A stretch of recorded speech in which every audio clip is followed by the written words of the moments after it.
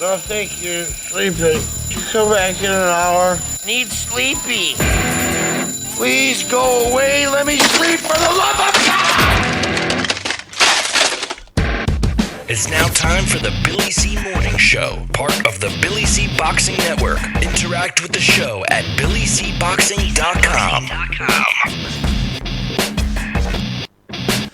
And we're coming to you live from the Billy C Studios in Lake George, New York. I'm Bill Calogero, and it's time for the Billy C Morning Show. Good morning, everybody. I hope everybody's doing okay. Today's show is being brought to you in part by Sal's Neighborhood Pizzeria and Italian Restaurant located in beautiful St. Simons Island, Georgia.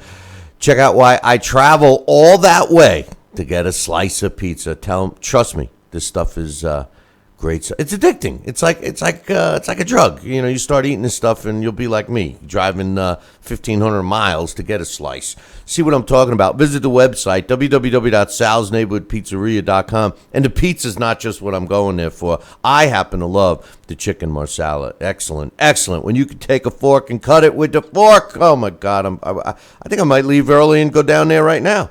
Check out www.salsneighborhoodpizzeria.com or give my man a call, 912-268-2328, 912-268-2328. Speaking of Sal, I got his shirt on. I got a complete wardrobe from Sal Rocky Cenicola. Today's show is also being brought to us in part by GGG Boxing Magazine. Get yourself a free copy today by visiting our website, www.billycboxing.com, and clicking on the JKJ Boxing Magazine cover. And speaking of covers, this show is also being brought to you in part by my book, Tom Molyneux, From Bondage, The Baddest Man on the Planet. It's available right now where all good books are sold, and you can literally get a copy of it right now by visiting www.amazon.com or barnesandnoble.com. Now, if you're looking to get a signed copy, visit our website, www.billycboxing.com, and click on the book club section and follow the directions. Tom Molyneux, From Bondage to Baddest Man on the Planet. It's not just for boxing fans. Trust me, this book not only is a piece of boxing history, it's a piece of American history. It's a piece of Black American history. Check it out. Find out why I feel so strongly about this guy and the recognition that he should be getting today. Tom Molyneux, From Bondage to Baddest Man on the Planet. Get yourself a copy right now. Coming up in a little bit, it's Friday. It's Friday, so you know what that means. Party till... No. What that means is it's fan-driven Friday. We're going to open up the phone lines, and you guys are going to dictate how long we stay here. Oh, I say we. That's because joining me right now is my man, Sal Rocky Cenicola. What's up, Sal? Good morning, Bill. How are you, pal? Not too bad. It's getting pretty good. I'm going to keep going longer and longer. We got to start timing it. But a couple of things, man. I got a bunch of emails to read. Now, the other day, I had mistakenly deleted a bunch that had come over, and we got a couple that have been resent to me. So some of them might still be discussing some old things like the Porter Thurman fight. But my topic today, before we get started, really, in the news, it was announced that Luis Ortiz, who's a heavyweight champion, actually, he's the WBA interim title holder, he is finally going to be fighting his mandatory. The WBA gave him a mandatory fight against Alexander Ustinov, who's a big guy. He's 6 foot. He's 6'7", I think. 6'7.5", 288 pounds, 33-1 with 24 knockouts. My hang up with him is he's not as good as his record shows. And although I don't mind the fight, it's a mandatory, and I like Ortiz. It's being slated as the co-main event for Canelo Alvarez against Liam Smith, which is going to be an HBO pay-per-view, Sal, on September 17th. Now, my hang-up here and my topic of the day is I really think, the more and more I think about it, I think that Canelo Alvarez has made a really big error in ducking Triple G. I mean, this fight had to be made, and for him to suggest and say to people that he's the biggest name in boxing right now, he's cherry picking some fights. I mean, we're very critical of a guy who I won't mention on this show anymore for him cherry picking and building up his record. Well, now, at my fear, and Sal, you and I have talked about this many, many times of how I feel the landscape of boxing has changed. At one time, you tried to prove you were the best by seeking out the biggest and toughest challenges for yourself to overcome so that you could say you're the best. Today, it just seems to get wins. It doesn't matter against who. And Canelo picking Liam Smith, no disrespect to him, he's going to outweigh him by 25 pounds on fight night. I still think Saul Canelo Alvarez has made a big mistake in ducking Triple G and that fight that I think should have been taking place in the fall of this year. What do you think, man? Bill, I'll tell you, one's marquee value, and Canelo Alvarez certainly has provided and proved to be a good marquee. I think his fight with Triple G, the rumblings, the rumors, the excitement, the talk, and the buzz should have been something that he was excited to also seal that deal. Because, let's look at it from two standpoints. He fights the best. I don't care if you have to go up 3 pounds, 5 pounds. If he wants to prove he's the best, like we've always said, Bill, you and I, then look at who is considered the best and go out there and fight him. It's like, what do you think Billy Conn did when he stepped up from light heavyweight to fight Joe Louis? I mean, those are what fighters in the heart and the intensity and the passion and the belief ability that they feel they can take on the world, and that's how they're world champions, because they either win or they lose. Now, would a fight against Triple G for Canelo Alvarez, if he should lose, would that hurt his marquee value? No, it would. I think it would hurt to a degree, but it's not going to diminish his ranking in the sense where he's going to be calling for the next fight to fight someone in another weight class or to be in the top 10 or anything else like that. I think if you lose to Triple G, you're losing to probably one of the best 160 pounders out there today, arguably maybe the. So no, I think he should have went all ahead with this fight. All systems go. It wouldn't have been a fight that would have been anything lack of the excitement, anticipation, and justification of what we want to see as fans. I don't think that, nothing for nothing, but you can't assume that he would lose automatically to Triple G. No. But my point, I think Triple G knocks him out, but that's my opinion. Me too. But the truth of the matter is, I don't think he loses one little bit of value, Sal. No. Listen, I think that true boxing fans, not these bandwagon jumpers that pound on their chest because their guy is undefeated. I think true boxing fans appreciate more when a fighter challenges himself and comes up short than the fighter that doesn't challenge himself and comes up with the W. I think in certain cases, and in a lot of times we've seen it. We've seen it many times where a fighter loses a fight and his value actually goes up because of the performance that he puts on. I think Canelo's making a big mistake. And, you mentioned Billy Conn stepping up to fight Joe Louis. What about Stanley Ketchel as a middleweight stepping up to fight Jack Johnson? As a heavyweight. This is called, thinking outside the box. I just think that, Canelo, you're looking at this pay-per-view in September where you got Canelo against Liam Smith, and now they're announcing the co-main event, Luis Ortiz against Ustinov. To me, that's not even a pay-per-view worthy fight card with the main and co-main event. I just don't know what they're thinking. It's greed. You can't look at it any other way, right? No, you can't. If it's pay-per-view, I'd like to probably watch 5 minutes of each fight. Pay for 5 minutes. Exactly, and it's crazy. Another thing I wanted to mention real quick is Roc Nation.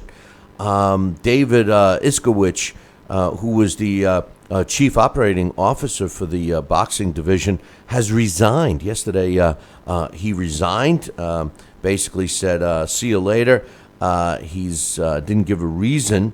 This was a guy that served at HBO, then went to work when Lou DiBella left HBO for Lou DiBella, and he also went to work for Oscar's Golden Boy company before taking the position on at Roc Nations. Roc Nation Sports, I should say. My thoughts on this real quick, Sal, is I wouldn't be surprised if this guy teams up with Richard Schaefer's new promotional company and jumps on board on that ship. I mean, it seemed like Roc Nation was heading in the right direction. Yeah, sure was. But, it's easy to get derailed in this game. You look at everywhere over your shoulder and what's happening. This is true. Listen, we got an email. I got a couple of emails, and we'll open up the phone lines here. This one's from my man Jesse. He says, what's your thoughts on Broner against Manny Pacquiao? If it happens, I heard that both parties are talking that it may be very likely that it's going to happen. Billy, this has a fixed fight written all over it. Basically, is Manny there to be a stepping stone for Broner to get Broner's name back in the buzz for the division? Manny's doing what Oscar did for him, basically taking a loss to bring a fighter in high regard. This is a farewell fight for Manny, and at the same time, bring a young, high-profile name back in the mix. What's your thoughts? I don't think that that's the case at all, Sal. I think that Manny Pacquiao proved that he's not there just to take a loss in his last fight, fighting Timothy Bradley, who's a pound-for-pound top 10 fighter.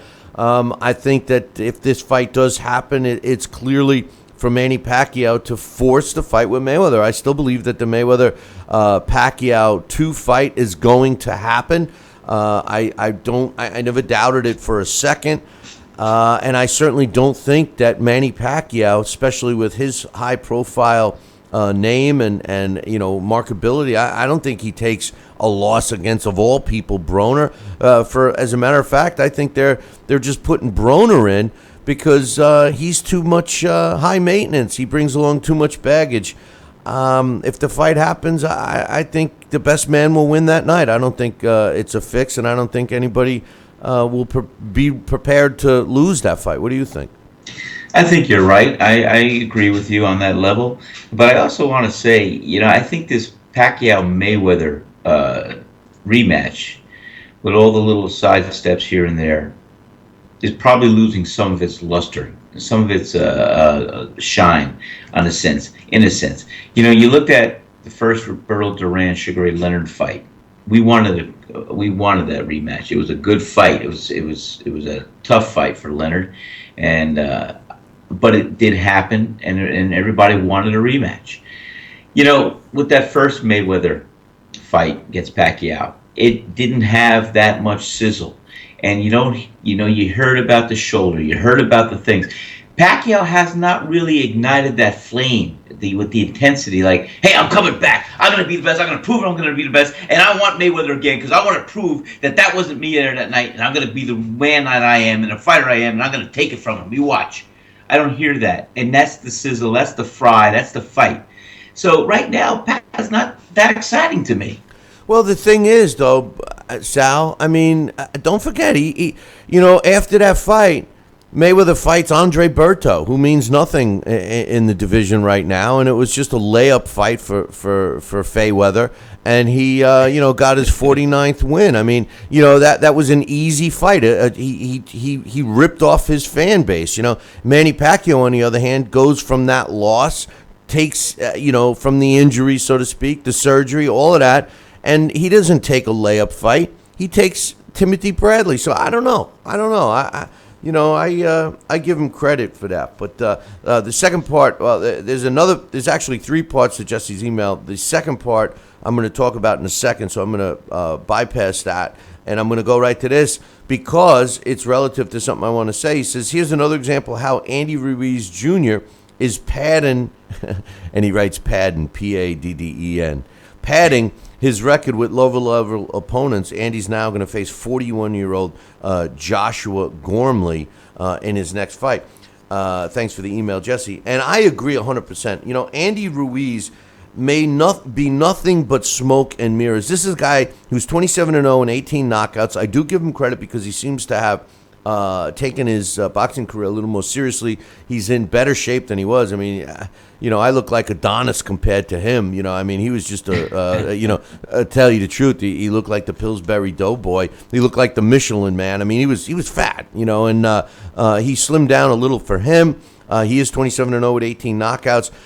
Josh Gormley is 22-4 with 21 knockouts, but he's really fought no one. And like Jesse says, he's 41 years old. I think Andy Ruiz is 100% all smoke and mirrors. So I agree with Jesse on that one. Sal, what do you think? Yeah, I think Jesse made a good point. I kind of agree with him as well. Yeah, there's no doubt. I mean, no disrespect to Andy Ruiz, but I just can't. Listen, I can't stand how these fighters of today, just fight no matter who they're fighting, and they move up in the rankings, and before you know it, they're in line for a title shot, and when they lose, like something that happened the other night, last weekend, with a highly touted prospect turned. Top-ranked fighter, he loses, and everyone's like, oh, maybe it wasn't that good. Well, the promoters and the management doesn't give him a chance to get better. I say this all the time, and it's not always the fighter's fault, so we'll keep an eye on that one. We'll open up the phone lines, 845-228-8710. I got another email. This is from my man Gus. He says, hey, Billy C., I'm a long-time overseas listener and an admirer of your show. My regards to Sal, who was a pretty decent and fearless inside fighter back in the day. He says, when a promoter uses venture capital and not his own money, this is in response to a show we did about the PBC series, and if you felt that Thurman Porter would actually save that series or not. He says this. He says, when a promoter uses venture capital and not his own money, contrary to what all these pro-PBC morons think, to reward the loyalty of his out-of-control, excessively large stable of fighters, exorbitant purses, etc. to fight tomato cans, the promoter has given birth to and is compelled to sustain a whole new culture, different from to a whole new culture of PBC killers. PBC killer president Danny Swift Garcia, vice president Danny Jacobs will inevitably and predictably demand totally unrealistic, astronomical sums of money, like an example, $10 million to fight Broner, $7 million for Triple G, etc. It's ridiculous and naive for anyone to think that these parasites will come out of their comfort zones, challenge themselves, create their legacies, and ultimately to revive, support, and grow the PBC when they can presently fight no more than once a year against utter garbage opposition and receive handsome purses between $1 and $1.5 million. It's not about the honor and the glory anymore. It's about loading the bank. He says they're PBC killers. I agree. But the truth of the matter is, Sal, is that the PBC and Al Heyman specifically has created this monster. Yeah, they did. And whether they want to try to showcase, the fights as they have with back in the living room at a certain time, it's a good intent on that level. But, I understand. And I think, it's going to be something that we're going to have to definitely monitor. It was a good email and a lot of good substance in that. Yeah, the truth of the matter is only time will tell. And, it's like these fighters aren't going to accept less money all of a sudden. You know what I mean? No, they are not. And, again, we're looking at marquee value. We're looking at fighters. We're looking at also the supply and demand. A fighter's value should also be driven by the fan base to see, the demand as far as, how this future value of this fighter is going to be counted on. Yeah, well, whether the PBC survives or not, right. If it doesn't survive, it's going to take a little while to get boxing back in shape. But on the line with us right now, I believe, is my man Joel. What's up, Joel? What's up, buddy? Hey, Sal. What's up, buddy? Good morning, Joel. How are you? I'm doing well. I wanted to ask Billy. I know you'd like to talk off topic once in a while. I was talking to Dax on social media a little bit yesterday. I want to get your thoughts on, there's a big UFC pay-per-view this weekend, and it's the 200th pay-per-view, and their headlining guy John Jones, who we've talked about before, Dax knows, who has a lengthy issue with cocaine, got into a car accident last year. He was the main event for Saturday's card, and UFC works with USADA now to drug test in and out of competition. So they had drug tested him back in June, and he popped for something, and now he's off their pay-per-view. They found the replacement for his opponent. But my question to you is, after a while, when you're a big name and you've been given so many chances, and you've literally ruined a huge pay-per-view, as a promoter, do you think Dana White and the UFC can continue to give John Jones another chance? I mean, especially now, what happens if this is an anabolic steroid? I believe now USADA and the Athletic Commission work together that a steroid could give you a 2-year suspension. So I'm wondering now what you think for a fighter who's so big, like in boxing, that guy that you don't like to talk about. That's how the UFC kind of looks at him. He's very skilled, but he's screwed up more than enough. So I want to get your opinion on that. What you think a promoter would do? Well, I think what a promoter should do is, it doesn't matter who the person is. I think a rule is a rule. I'm a strong believer. I might not agree with all the rules, but once a rule is in place, I believe that everyone, no matter who it is, no matter what their ranking is, so to speak, in popularity or money they make or whatever, should be treated the same. I think I despise special treatment more than I do when I don't agree with a rule. So with that said, I applaud Dana White and the UFC for taking that stand. And life goes on. These guys are, listen.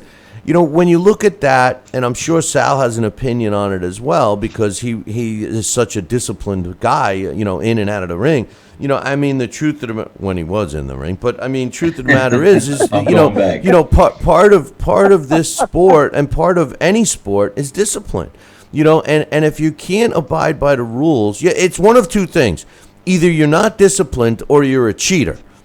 So there's no room for either one. Discipline is something that lack of discipline will eventually catch up with you in sports, but not following the rules, no. And I don't think it's going to hurt them, because didn't Brock Lesnar take over that number one spot for that 200th UFC? Well, they actually changed it. Believe it or not, the girl they made it. There's 3 UFCs this weekend. One last night, one tonight, and the big pay-per-view tomorrow.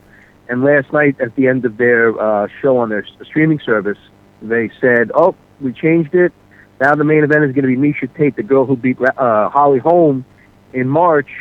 She's going to get the headlining bill. Brock Lesnar is now, I believe, the co-feature, like he originally was. But yes, for a second there was talk that Brock was going to be the main event. But before I get Sal's opinion, I just want to hear you two. Actually, I want to get both your opinions on this, just to tie in. When athletes say in MMA or boxing or whatever, we found something in your system. How much of if you had to say out of 100%, how much of the time do you think it's absolute BS? I don't want to curse. How much of the time do you think it's absolute BS? I don't know what was in my system. I'm a clean athlete. That's what John Jones will say. And I say to myself, how true is that? And then their managers say, he ate tainted kangaroo meat, or he did this. Sometimes it's true, but I feel that percentage is very small. What do you think about that? At this level, and with the amount of information that is available at our fingertips today in the world we live in 2016. I don't buy it. I don't take it as an excuse. And I think that every professional athlete, the word professional, when you precede a fighter, a football player, whatever, with the word professional, that separates you from, ignorance. You have to know what's going on. If your trainer, your nutritionist is saying, here, take a handful of these every day, It's your duty to say, what am I taking? What's in it? And end of story. It's all BS, in my opinion. To hide behind it and say, I didn't know. I didn't know. Is just crazy. We were able to get away with that, 5, 6, 7 years ago when these types of testings were at their infancy, and when designer steroids were really hitting the market. Now it's yes, they still come around, but I think it's up to the athlete to question what they're taking to avoid this type of thing, this embarrassment. Really, it's an embarrassment, and it could be a career-ending move. What do you think, Sal? Well, you know what? I think exactly in today's society, with all the information, all the education, all that's out there as far as steroids and everything else, it's quite a contrast from the 70s and 80s. A lot of fighters were in the dark. I mean, I have told you, Billy, of a very world famous manager trainer who used to take one of his world famous fighters who was a champion and say, hey, come here for your weekly B12 shot or B whatever it was. And it was usually Deckard in the I don't know, whatever, one of the antibiotic steroids, Deckard or something like that. The fighter supposedly didn't know about it, and he thought he was just getting B12. But, he was big, he was strong, and that was it. But in today's society, no. You know what? You have the education. You know what's going to be approved, what's not going to be approved. You look up. If something is on the gray area, you inquire about it. You're going to look to be more inquisitive. Well, what is this for? What is this going to do? How is this? Is it legal? And, I think ignorance is no longer bliss in that state. Or maybe the mindset has been, well, I'd rather ask for forgiveness than for permission. I don't know. Yeah. It's you always do this, give test out, give a Yorkshire Terrier some of the stuff that you say is a steroid, and if he goes and kicks the shit out of a Rottweiler, yeah, chances are it is, Hey, before we let you go, Joel, my question of the day, my topic of the day, really, Canelo ducking Triple G for the fall. He's taking on Liam Smith on a pay-per-view.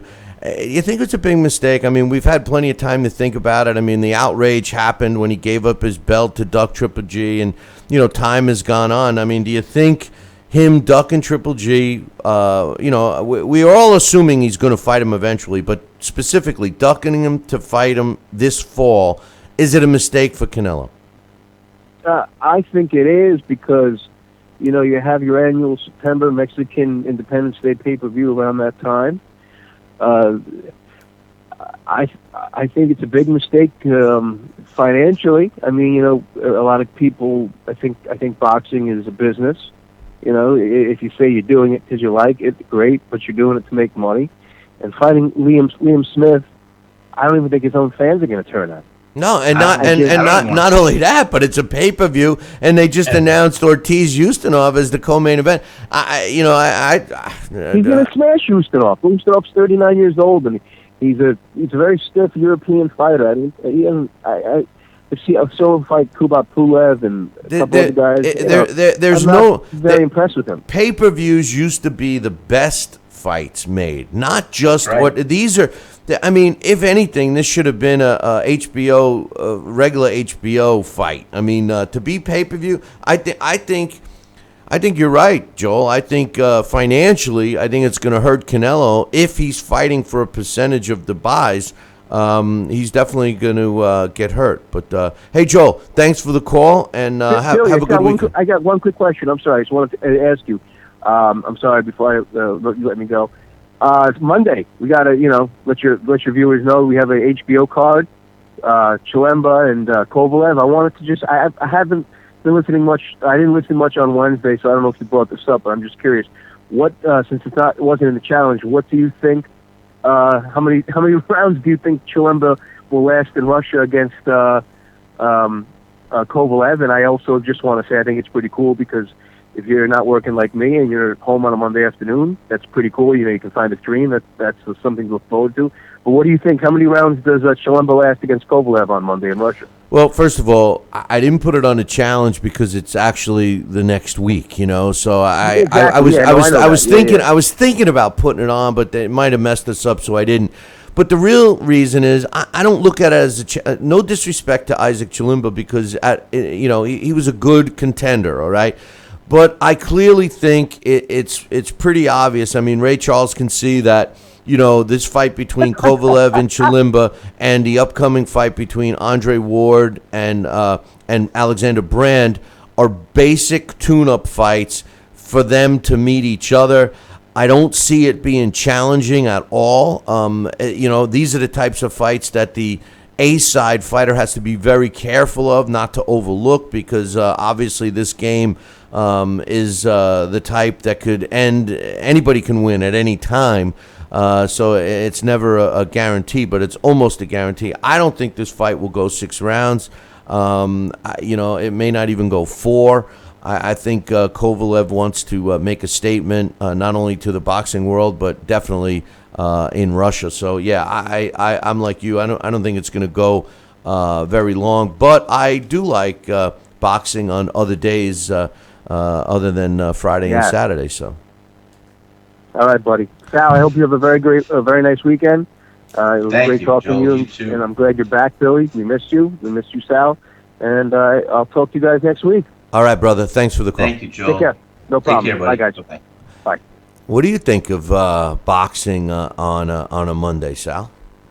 That's the kind of when I first heard you talk about it, I said, well, I don't know what I want. Monday night boxing, Monday night football, Monday night baseball. Let's see. Well, we could try and stick it in there and see what happens. Well, remember Mike Tyson? I think Mike Tyson fought Buster Douglas on a Monday. Was it? No.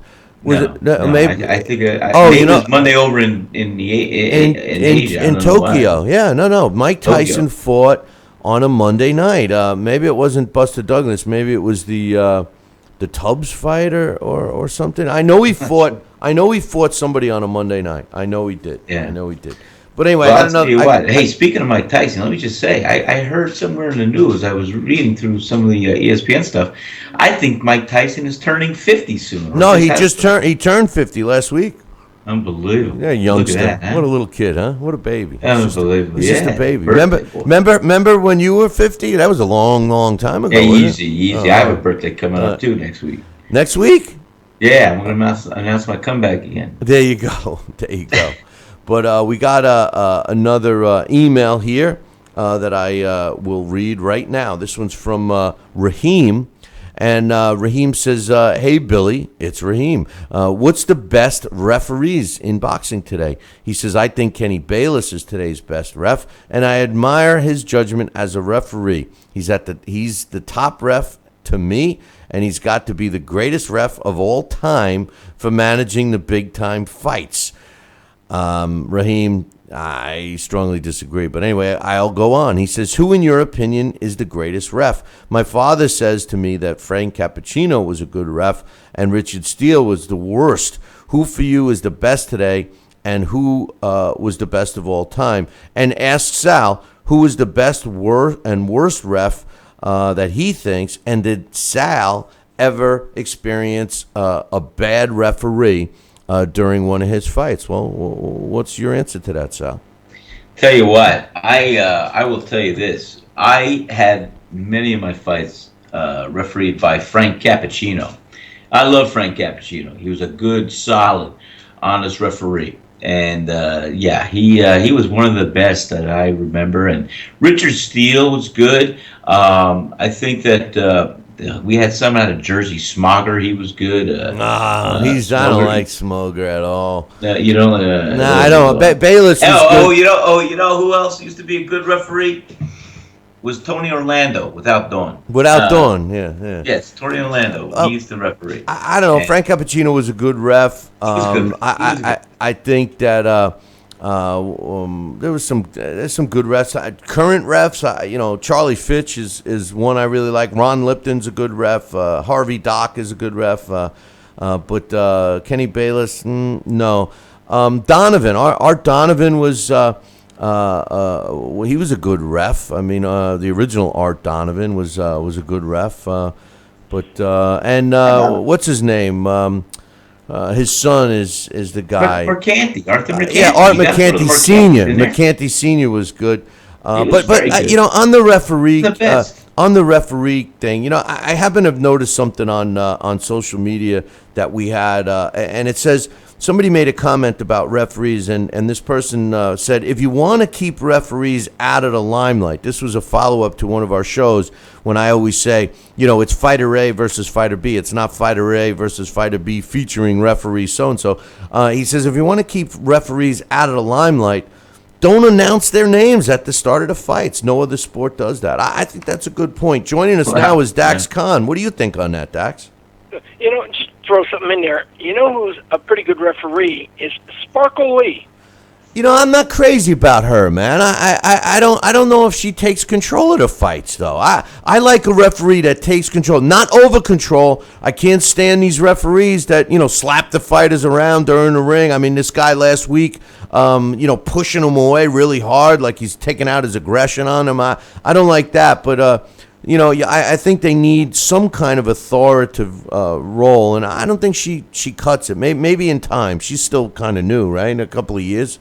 Yeah, she's not bad. Mills Lane was always my favorite. Mills Lane, right? Good. Mills Lane yeah, I was forgot one of the Mills best. Lane. Yeah, you're right, I Dax. love Mills. Mills Lane was one of my favorite. You know what? I can't believe I The history forgot. behind Mills Lane is what made him such a great referee. Being a judge, his law enforcement history, and that, he knew how to talk to guys and get his authority out without having to, with all the dramatics and everything. No, you're right.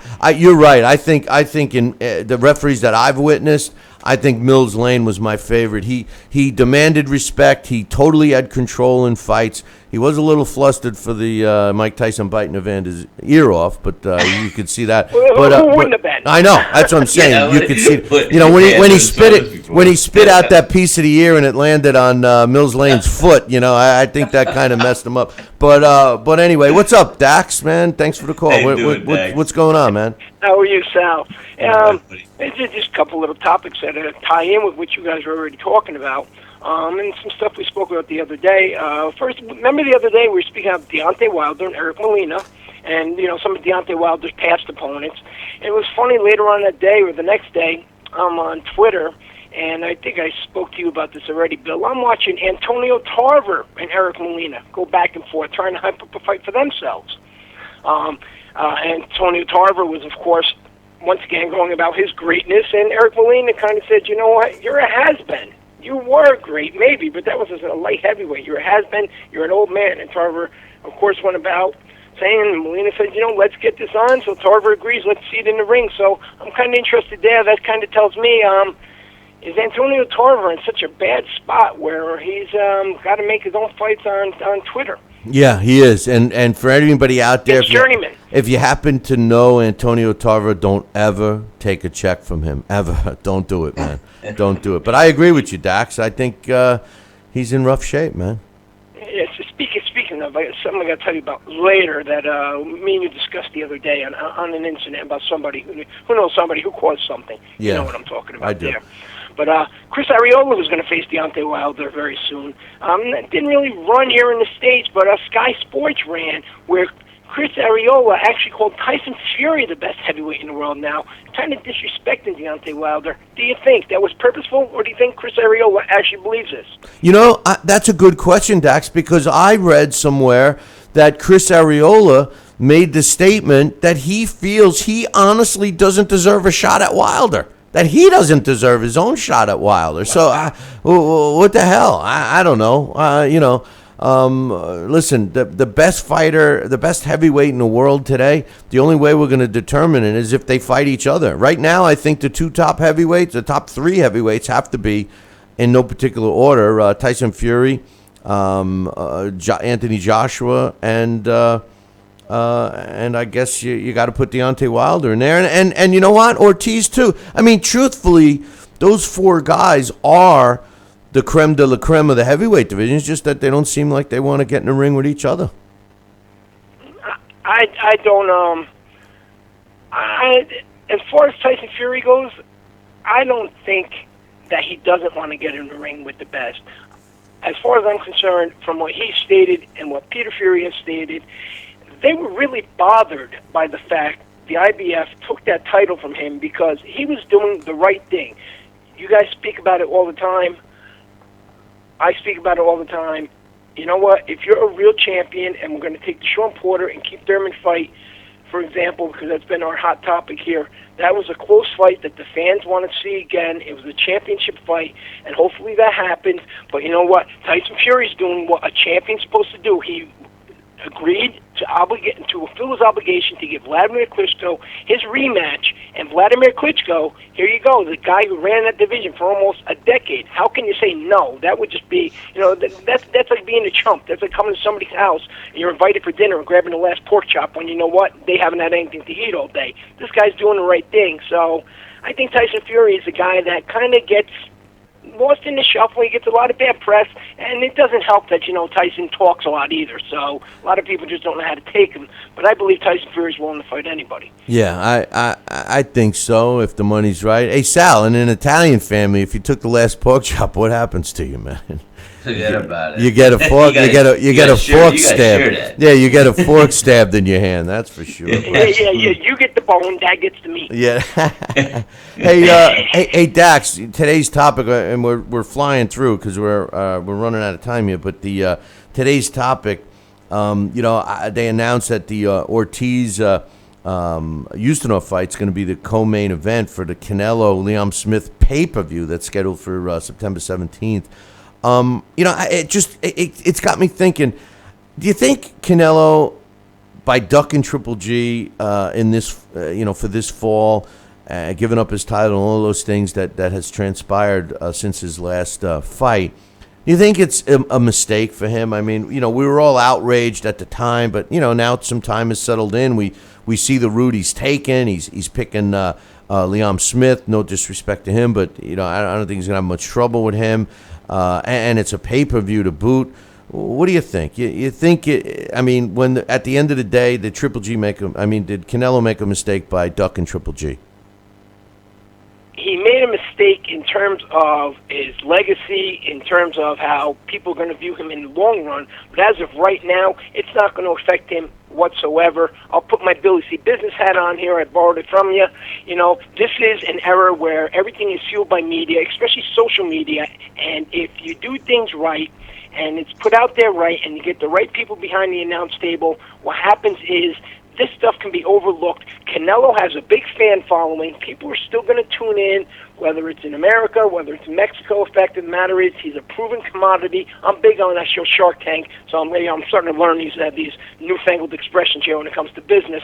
But point of the matter is, as long as he's not going to fight Triple G is going to continue fighting whoever is willing. And the fact that he's fighting these opponents that aren't as known as a lot of Canelo's opponents, or Canelo in general, is the fact that gives them the ability to say, well, look who he's fighting, what has he done, look who Canelo has fought. And Canelo they're gonna use 2 or 3 guys. They're gonna use Lara, they're gonna use the Mayweather fight, they're gonna use the Cotto fight, and they're going to say, you know what, Triple G's fought nobody like this and of this caliber, and that's what the public's going to buy into. So Canelo's going to make money, Golden Boy's going to make money. It's not going to affect him one bit. But you brought up something before about Sergey Kovalev and his fight coming up against Andre Ward. Ward's facing Brand, and Kovalev is facing Ozzy Chilembo on Monday. And Sal Cenicola brought up a great point about, you fight the best, and Billy Khan. And, for a long time, we've been waiting for the Sergey Kovalev and Donna Stevenson fight to happen. We know that is probably never going to happen unless Kovalev somehow gets destroyed in the Ward fight. But, recently, did you guys see the piece that Yahoo Sports put out on Kovalev and his fight with Roman Simikov when Roman died after that fight? No, I didn't see it either. Yeah, it's very touching. Look it up. It's it's called Life After Death, and it really talks about how Kovalev overcame that. You know what? It's a hurt business. Sal says it all the time. This is a hurt business. Right before he he fought Cenicola, 2 or 3 fights. He fought Darnell Boone, and he lost by he won by split decision. Darnell Boone's a tough guy. If you go in there unprepared, Darnell just might upset you. Remember, he dropped Andre Ward, and the next fight or the fight after he fights Cenicola. Cenicola dies, and Kovalev, he overcame that. It tore him up mentally.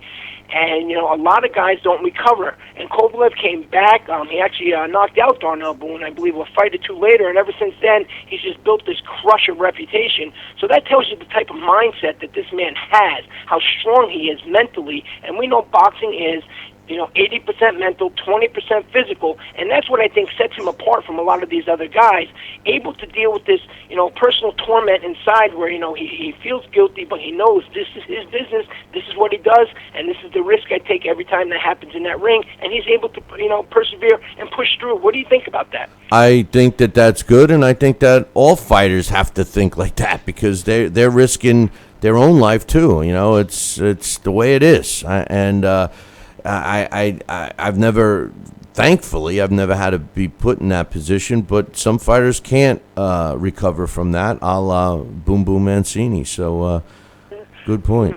Dax, one last thing, since it's the morning show. The morning show, things go a little different around here.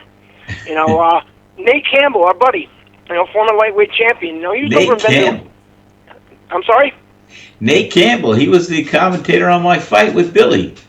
Well, yeah, that's right, he was. But he went over to Venezuela to do commentary for the Olympic trials for the boxing portion. Did they let him out? He was confined to his hotel room when he wasn't doing commentary. That's what I was just going to say. Did they finally let him out of the hotel room? But yeah, and they had to be escorted all around by military. So that was some crazy situation. That shows how bad things are over there, huh? Yeah, well, things ain't that great over here either. Have you heard what's going on in Dallas? But no, but over there it's just no, I know. No, I'm just saying. We had Larry on the phone the other day. I didn't get a chance to get your attention. Sit there and say, on that day, in 1999, Britton Thomas was the first boxer to lose his license under the deadbeat dad law, for not paying child support in the state of New Jersey. And I've been trying to look around, and I haven't been able to see any other fighters who have who've suffered those same penalties. Well, I know some fighters like what's his name, Zab Judah. That fight was canceled because he owed back child support when the fight in Vegas, Nevada State Athletic Commission. That's why that fight was canceled a month or so ago. So they're catching up with these guys. But I used to work for child support years ago. I used to work for child support enforcement. I used to be a warrant officer. Hey, Dax, I appreciate the call, and I'll give you a shout later on, and we'll talk about that other thing. But have a great weekend, my man.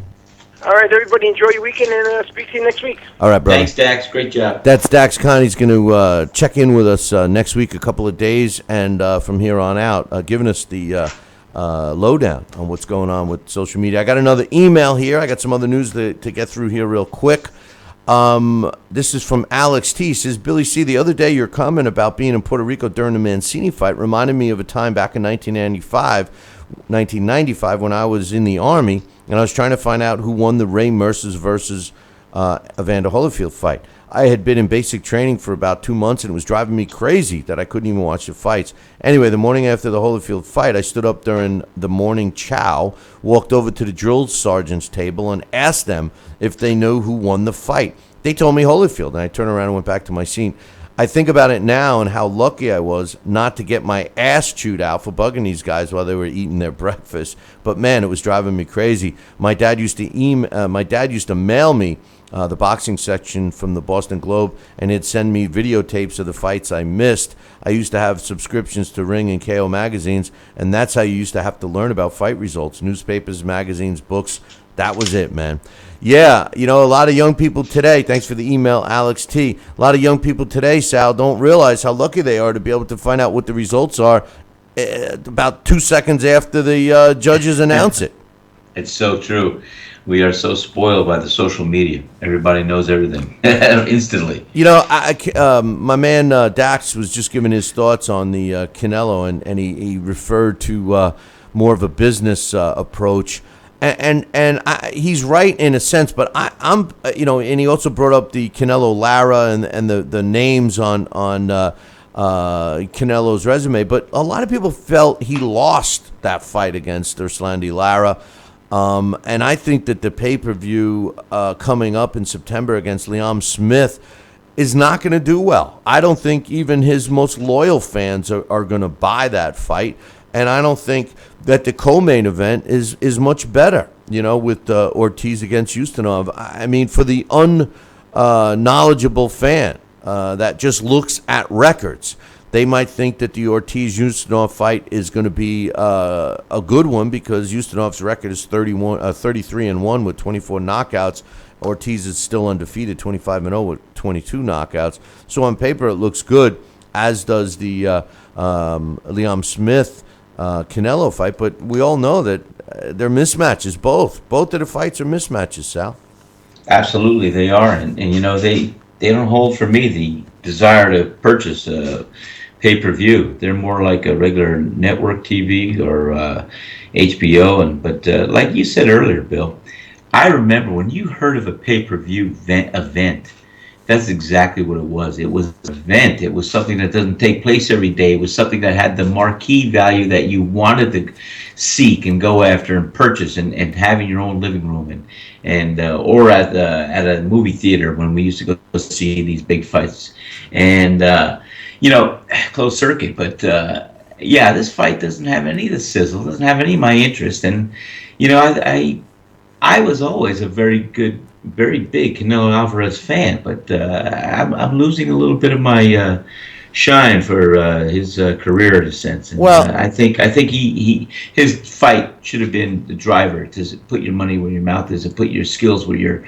heart is and go after Triple G. Well, a guy that says Mexicans don't F around, I'll fight him right now in the ring, being a tough guy, to here's my belt, I don't want to fight him, I'm fighting Liam Smith instead, to me says, it's a big smokescreen and it's all about greed. And speaking of greed, here's a promoter's greed that's clearly in play, and this might bother you, of who I'm going to talk about. Gerald Washington, who's an undefeated heavyweight, 17-0 with a draw, and Amir Mansour, who's a tough heavyweight, who's got a couple of losses, 22-2 with a draw, fought each other back in October, and the end result was why they both have a draw. It was a split decision draw, and they wanted to have a rematch, which everybody felt was justified, including myself.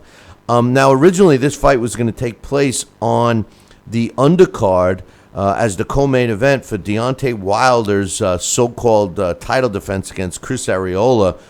Chris Arreola, the Corona drinking, taco eating, overweight heavyweight, July 16th in Alabama.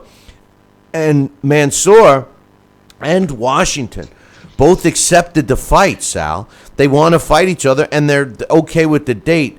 But Mansour's promoter, who is your boy, Russell Peltz, said that the fight, that they scrapped the fight and backed out because he and Mansour could not come up with a financial agreement for the fight. And let me just say this. It's him and his own fighter. Obviously, a financial deal means they weren't seeing eye to eye with what Russell Peltz felt his cut should be from Mansour's purse. And to me, Sal, this is a travesty. Listen, I'm a promoter. I was a licensed promoter in New York State and several other states. And the truth of the matter is I totally get it. I believe promoters should get their cut. No doubt. They do a lot of work that people don't realize. But in this particular case, a big high-profile fight like this on, as a co-main event for a world heavyweight title fight, I mean, to me, this is just screaming of just pure greed. What's your quick thoughts? Yeah, that's exactly just what you said. It's almost blatant. I mean, yeah, I agree with you, Billy. Yeah, it's sad. Too much. Sad. I don't see why they can't make it happen. Yeah, and it's all about the money and not about what you want to do as far as promote the sport of boxing and get the best in with the best, and let's get an entertaining fight that's competitive. And the truth of the matter is Russell Peltz isn't even the main promoter. He's a co-promoter of the fight.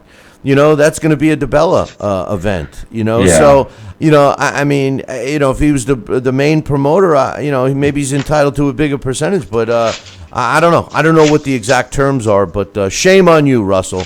Amanat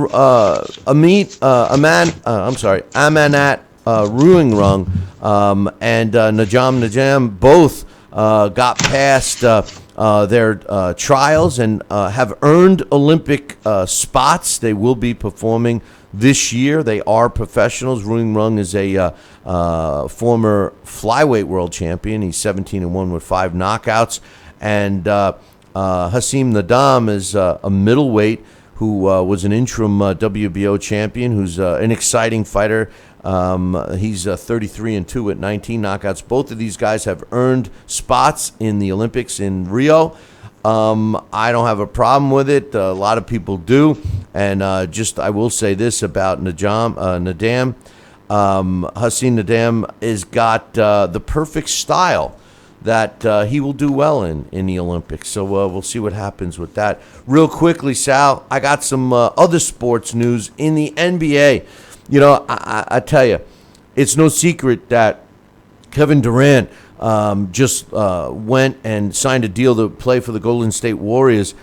Is this the new super team? I mean, the last super team I could really think of course, is the Chicago Bulls with Michael Jordan, Scottie Pippen, etc. I mean, they were virtually unbeaten. But check out the potential or the projected starting lineup for 2016-2017 Golden State Warriors. Kevin Durant, Steph Curry, Draymond Green, Klay Thompson, and Zaza Pachulia. What a team. I mean, they did so well this year. They're going to be a tough team to beat, don't you think? Oh, yeah. Unbelievable.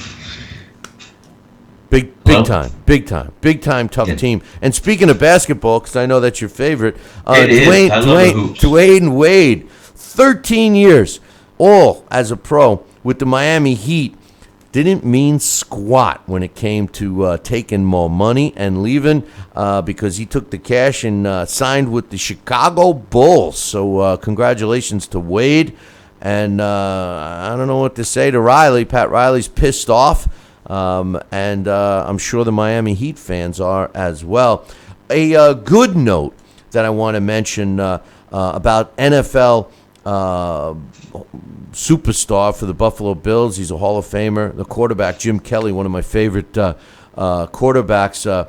As you guys know, or if you don't, he was battling cancer for a while, had some throat cancer, really went through surgeries and chemo and everything else, and didn't look too great. But I'm happy to inform that it was reported yesterday that he had a follow-up biopsy and he shows no signs of cancer. So congratulations, Jim Kelly. Always a fighter on the field, a fighter off the field, one of my favorite guys. And I hope Jim Kelly is with us for a very long time. So anyway, Major League Baseball, Sal. Hey, all right, here we go. The Angels beat the Rays 5-1. The Cardinals over the Pirates 5-1. Blue Jays topped the Tigers 5-4. Your Yankees beat one of the best teams in the majors 5-4 over the Indians yesterday. There you go. And my Mets beat one of the best teams in the NL in a slugfest. The Mets beat the Nationals 9-7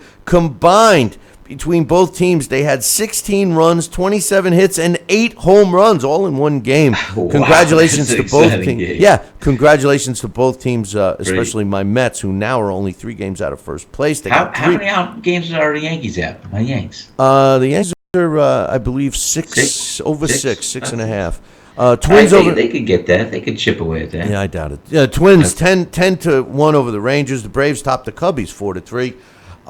A's over the Astros 3-1. Rockies 11, Phillies 2, Royals 4, Mariners 3, Padres 6, Dodgers zilch in Major League Baseball. I want to give a heads up. We've been getting some social media and some emails and stuff about some problems that some people are encountering with the BillyCBoxing.com website. Well, I want to make sure you guys understand that there is no problem with BillyCBoxing.com and our website. The problem lies in how you access it. Apparently, there is a corrupted link on the Google search engine. So if you reach websites by going through Google, in other words, if Google is your homepage and in that big bar that says search, and you type a website like www.billycboxing.com in that search bar, and then up appears a list of Billy C Boxing, and the first one there is the site, and you click that link, that may direct you to a porn site, and that's because the link. Now I don't know, maybe we're helping that porn site out right now, Sal, but if you go to the Google search bar, you may get redirected to a place you're not thinking about. So I recommend that you go to the top toolbar of where you would enter your address bar up at the top of your browser, and type www.billycboxing.com directly there, and you will bypass that corrupted link through Google search, and you will go to the website you want. So that's a little FYI for you. I got a This Day in Boxing History to close out the show, Sal, and it's being brought to us by Southern Gourmet Spice Company. If you're looking for a unique spice, check out Kenny Bear's Barbecue Rub. I had it yesterday on some chicken. It's good stuff. Look for all the information. Visit our website. The way I told you, www.billycboxing.com. Click on the Southern Gourmet Spice banner and check out Kenny Bear's. But on this day, July 8th, in 1889, it can't be your birthday because that's next week. John L. Sullivan stops Jake Kilrain in the 75th round. 75th round. I love it. For the U.S. Heavyweight Championship, this was the first. This was the last World Championship bare knuckle boxing match before the Marquis of Queensberry rules were in effect. The fight took place in Richburg, Mississippi, on this day in 1889. And by the way, Jake Kilrain prepared for this fight up in Belfast, New York, the home of the Bare Knuckle Boxing Hall of Fame, FYI. Wow. On this day in 1988, Donald Curry, one of my favorite guys of the 80s, knocks out Gianfranco Rossi in the 10th round to win the WBC World Junior Middleweight title. It took place in San Remo, Italy. On this day in 1989, John the Beast Mugambi knocks out Rene Jacquet in the very first round to win the WBC World Light Heavyweight title in France. Light Heavyweight. He went all the way up from junior middleweight all the way up to light heavy. And on this day in 1990, Aaron Davis knocks out Mark Breland in the 9th round to win the WBA World Welterweight title, and that took place in Reno on this day in 1990. Sal Rocky Cenicola, any final thoughts? No, it's a good little show. We covered a little bit of everything here, and I look forward to seeing what happens over the weekend with some fights, and we'll be reconvening on this next week. That's right. We'll be back all next week, Monday through Friday, and we want to thank everybody for watching and listening, however you get it, and enjoy the fights. Now, Monday, we will give a preview on the Kovalev-Isaac Chilimba fight that will be taking place Monday afternoon and evening. They are replaying it, and we'll get to talk about that fight on Tuesday, so make sure you tune in for that. Other than that, if you have any questions, comments, concerns that you want brought up, don't forget you can email us anytime, Billy@TalkinBoxing. That's TalkinBoxing.com, and I'll read your questions, comments, concerns on the air. And on Fridays, it's our fan-driven Friday. We open up the phone lines for you. So keep that in the back of your mind. Sal, enjoy your weekend. Stay cool. It's hot as hell here. So you have no idea what's going on down here. I can imagine. It's in the high 90s, hot and humid here. I can only imagine what it's going on there. But everybody enjoy the fights this weekend. And until Monday, ciao, baby. Take care. Thank you.